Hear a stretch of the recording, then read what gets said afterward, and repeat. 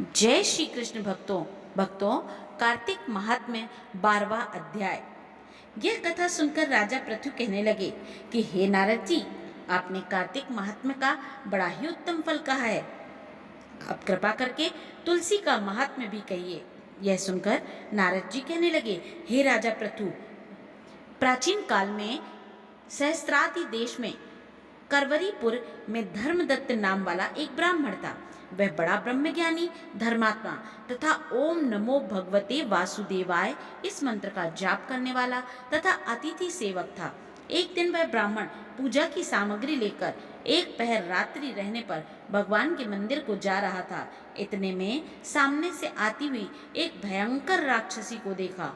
बिल्कुल नग्न सूखी देह वाली, आगे को निकले हुए बड़े बड़े और टेढ़े दांत, लाल नेत्र, घुरघुर शब्द करती हुई ऐसी भयंकर राक्षसी को देखकर भयभीत धर्मदत्त ने तुलसी मिश्र जल उस पर फेंक दिया। उस जल के शरीर पर लगते ही उसके सब पाप दूर हो गए। वह हाथ जोड़कर धर्मदत्त के पैरों पर गिर पड़ी। तब धर्मदत्त कहने लगा कि तुम कौन हो और किस पाप के कारण तुम्हारी यह दशा हुई, यह मुझको कहो। वह कहने लगी कि सौराष्ट्र देश में भिक्षु नाम का एक ब्राह्मण था। उसकी मैं पहले पत्नी थी और कलहा मेरा नाम था। मैं ना तो कभी अपने पति से मीठे वचन बोलती और ना ही उसको खाने के लिए अच्छे फल व भोजन देती थी। यह देखकर जब मेरे पति ने दूसरे विवाह का निश्चय किया तो क्रोध में आकर मैंने विष खाकर अपना शरीर त्याग दिया। तब यमदूत मुझको बांधकर यमराज के पास ले गए। तत्पश्चात यमराज को चित्रगुप्त मेरे अच्छे तथा बुरे कर्मों को बताते हुए बोले, महाराज, इसने कभी कोई शुभ कर्म नहीं किया है, सदैव अपने पति के साथ द्वेष करती रही। यह सुनकर यमराज ने आज्ञा दी, क्योंकि यह जिस पात्र में भोजन बनाती थी उसी में खाती थी, इसलिए इसको अपनी संतान को खाने वाली बिल्ली की योनि में भेजा जाए। यह अपने पति के साथ द्वेष रखती थी, इसलिए यह विष्ठा खाने वाली शूकरी की योनि में जाए। इसने आत्महत्या की है, इसलिए प्रेत योनि में जाए।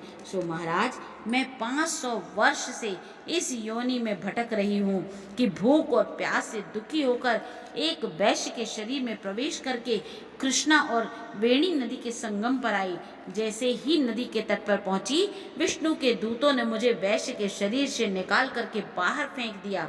घूमते फिरते अब आप मिल गए तो आपके तुलसी मिश्रित जल से मेरे सारे पाप नष्ट हो गए। अब आप कृपा करके बतलाइए कि इन तीनों योनियों से मेरा छुटकारा कैसे होगा। धर्मदत्त कहने लगी, तुमको देखकर मैं अति दुखित हुआ हूँ।